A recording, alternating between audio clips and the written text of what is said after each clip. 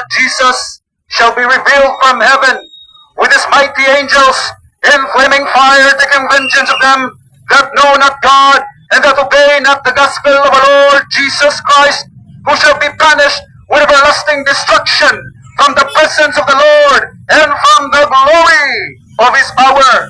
Higala ningon ng Biblia nga inigbalik sa atong Ginoong Jesucristo o ipadayag niya sa gikan sa langit kauban niya mga balaan nga mga anghel adto sa nagdilag pagkalayo sa impierno ang balo sa Dios sa katong mga tao nga wala mo tuog, wala mo salig kang Kristo Jesus.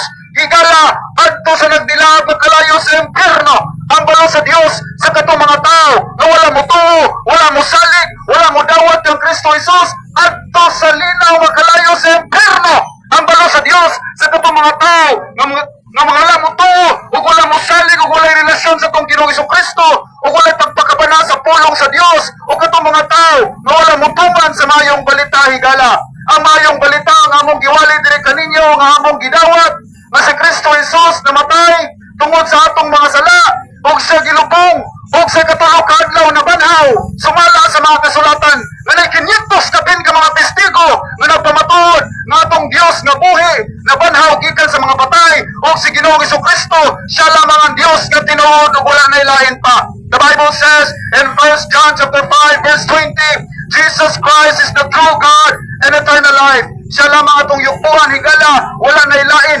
Dili atong kaugalingon, dili atong kasimbahanan o relihiyon, dili atong kwarta o profesyon, dili atong karyer o atong edukasyon, kundi ang atong yupuan. Higala ang atong Ginoong Jesucristo. Kasi siya mo'y nagbuhat sa langit o sa yuta, siya pa'y namatay sa cross sa Kalbaryo, iyang giantos dito sa cross. Higala ang atong mga sala, he bear the sins of many, ipasaan niya dito sa cross sa Kalbaryo.